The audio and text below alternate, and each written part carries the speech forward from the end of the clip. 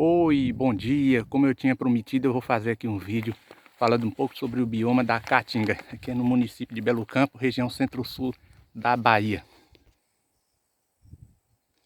A Caatinga é um bioma quente e seco com florestas de vegetação caducifólia e presença de xerófilas que cobre parte dos 9 estados do nordeste do Brasil e parte do norte de Minas Gerais, atingindo uma área de 850 mil quilômetros quadrados, cerca de 10% do território nacional, sendo que suas principais características são o clima semiárido quente, vegetação caducifólia, ou seja, que perde suas folhas no período de estiagem para evitar a perda de água por evapotranspiração e assim se adaptar ao clima e solo de baixa umidade. Outras características são a presença de rios temporários, isso por causa do baixo índice de chuva, ele não tem como formar rios permanentes. Os únicos rios permanentes que nós temos, os maiores, são o São Francisco e o Parnaíba, porque eles têm nascente em lugares de clima mais chuvoso. E por fim, solos secos e pobres em matéria orgânica, porém muito ricos em minerais, é outra grande característica aqui da Caatinga, desse bioma maravilhoso. Essas características associadas à ideia de pobreza levaram as pessoas a acreditarem por muito tempo que a Caatinga fosse um bioma com escassez de vida, mas estudos comprovaram que ela tem uma rica biodiversidade, com aproximadamente de 2 a 3 mil plantas e 1.307 animais, sendo 327 deles endêmicos da Caatinga, ou seja, que só encontra nesse bioma. Temos aí 45 espécies de anfíbios, 95 de répteis, 975 aves, 148 mamíferos e 240 espécies de peixe.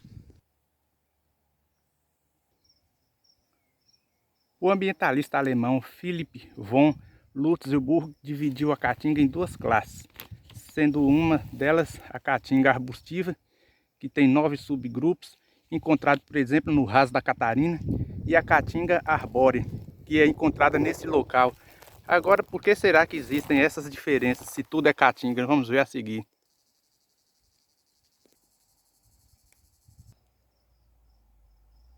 No Ras da Catarina, os solos são mais arenosos, as temperaturas chegam a 43 graus e o volume de chuva é de aproximadamente 350 milímetros anuais. Já aqui no local, nós temos um tipo de latossolo vermelho, pode-se ver aí, latossolo vermelho escuro eutrófico, e nós temos uma temperatura aproximada de 30 graus e chove aproximadamente 600 milímetros. Sem contar que aqui nós estamos a 500 metros de altitude e mais além, na parte do Planalto de Vitória da Conquista, as altitudes chegam a até mais de 1000 metros. Sendo assim, cada tipo de mata da Caatinga tem suas características morfoclimáticas e fitogeográficas. Além desses tipos, nós temos, por exemplo, outras modalidades de floresta da Caatinga. O seridó, que é uma transição de campo e caatinga.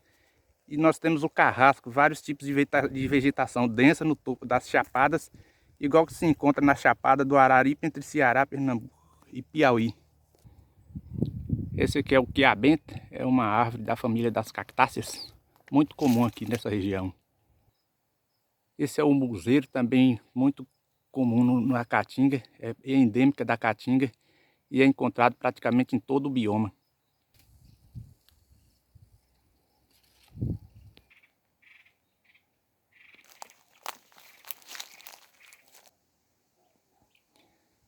Aqui temos a presença de uma peroba. Essa aqui não é caducifólia não.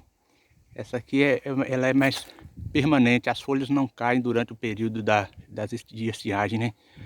Mas ela se faz presente aqui também. Muito bacana, né? Vou ver se eu consigo vencer essa trilha aqui para me chegar até o lado de lá onde tem uma represinha. Um outro ambientalista alemão, Maximilian Alexander Philipp, príncipe de Neuwied, da Alemanha, entre 5 e 6 de março de 1817, esteve na região aproximadamente onde está o município de Belo Campo, aliás, onde está a cidade de Belo Campo, documentando sobre a fauna e a flora daquela localidade. Ele citou, no seu livro, ele citou a presença de alguns animais, como os curicaques, o mero, caracará branco, siriema, pavoncinhos, que é uma espécie de pavão, e a onça-pintada. Quase todos esses aí estão praticamente extintos da região. Maximiliano esteve na região de floresta de caatingas altas, que é um dos tipos de caatinga, uma das modalidades, que é o que cobre a região alta do centro-sul da Bahia e do norte de Minas Gerais. Na Bahia ela é chamada de mata de cipó, e eu citei num vídeo que eu fiz sobre a Mata Atlântica como uma transição entre a caatinga e a Mata Atlântica. Mas ao longo tem um trecho de mata virgem, mas não tem alcance, o celular não tem alcance para filmar direitinho, mas é muito bacana.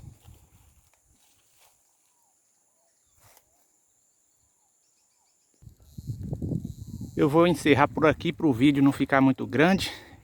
Se der tempo, eu faço um outro vídeo falando um pouco sobre a cultura local, que é muito interessante. Eu, por exemplo, descobri que meus ancestrais habitam essa região desde meados do século XIX, ou antes, na verdade.